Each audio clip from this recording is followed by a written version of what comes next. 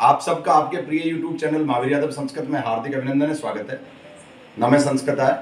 आप सभी विद्यार्थियों को अटपटा लग रहा होगा कि आज ना कोई श्यामपट्ट है, ना कोई कलम है, ना किसी प्रकार का कोई जो है प्रश्नोत्तरी है, और ये केवल आज किस प्रकार का वीडियो आपके सामने आ रहा है। तो आज ये संवादात्मक वीडियो आपके सामने आ रहा है, जिसमें मैंने सोचा आज रक्षाबंधन जो है भारतवर्ष में सर्वत्र मनाया जा रहा है, कल भी मनाया गया था। तो सबसे बड़ा प्रश्न यहां बना, मैंने एक बहन जी से पूछा कि बताओ कि रक्षाबंधन कब प्रारंभ हुआ। तो किसी ने कहा कि हुमायूं को कर्मावती ने राखी भेजी तब से प्रारंभ हुआ।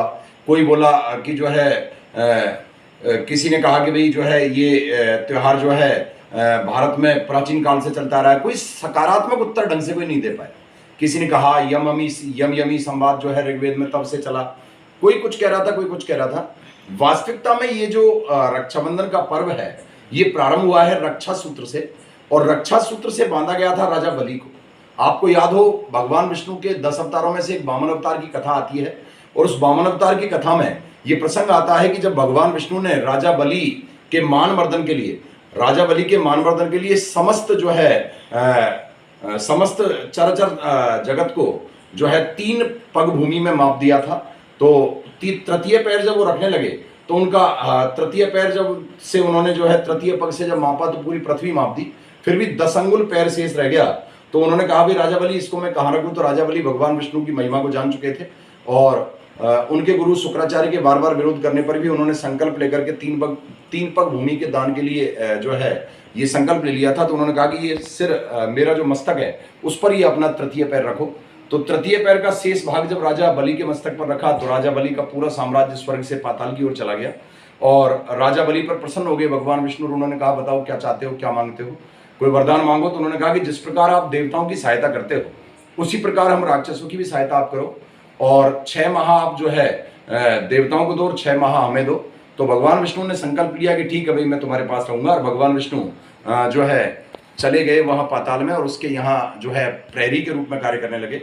जब लक्ष्मी को इस बात का पता चला तो नारद मुनि के माध्यम से वो पाताल पहुंची, और पाताल पहुंच करके उन्होंने सोचा कि मैं किस तरह भगवान विष्णु को पुनः जो है गोलोक धाम लाऊं। तो जैसे ही वो पहुंची तो नारद जी ने कह दिया था कि भी राजा बलि से तो युद्ध तुम कर नहीं सकती, क्योंकि उसकी रक्षा स्वयं भगवान विष्णु करेंगे। तो तुम एक काम करो कि राजा बलि को ही अपना भ्राता मान लो। तो उन्होंने कहा कि भाई मैं भी जो है समुद्र से बाहर निकली हूँ, और पाताल भी समुद्र के गर्भ में है, तो हम दोनों भाई बहन हैं। और उन्होंने राजा बलि को भाई मान करके, भ्राता मान करके रक्षा सूत्र बांधा, और तब से जो है ये रक्षाबंधन का त्यौहार प्रारंभ हुआ भाई बहन के लिए। तो सबसे पहले लक्ष्मी और राजा बलि भाई बहन के रूप में रक्षा सूत्र से आबद्ध हुए। आज के इस पावन पर्व पर मैं सभी भ्राता और भगिनियों को शुभकामना देता हूं कि वो परस्पर एक दूसरे की रक्षा करें, और सदैव उनके मध्य प्यार प्रेम और जो विश्वास है वो बना रहे। ईश्वर आप सबको कामयाब करे, क्योंकि हमारे यहाँ जो ऋग्वेद में यमी संवाद है उसमें भी जो है सगोत्र विवाह सपिंड विवाह का निषेध किया गया है, जिससे हमारी संस्कृति की जो है श्रेष्ठता सिद्ध होती है कि हमारे यहाँ जो सनातन धर्म है, सनातन संस्कृति है, उस सनातन संस्कृति में माता और पुत्र और भ्राता और भगिनी इनका जो संबंध है वो अत्यधिक पवित्र माना गया है। और कहा भी गया है कि यत्र नारीस्तु पूजन्ते रमन्ते तत्र देवता, यत्र हितास्तु न पूजन्ते तत्र अफलाक्रिया। जहां नारियों की पूजा सम्मान सत्कार होता है वहां सभी संपत्तियां निवास करती हैं। जहां उनका शोषण होता है, जहां उनका उन पर अत्याचार होता है, वहां सभी विपत्तियां स्वतः आती चली जाती हैं।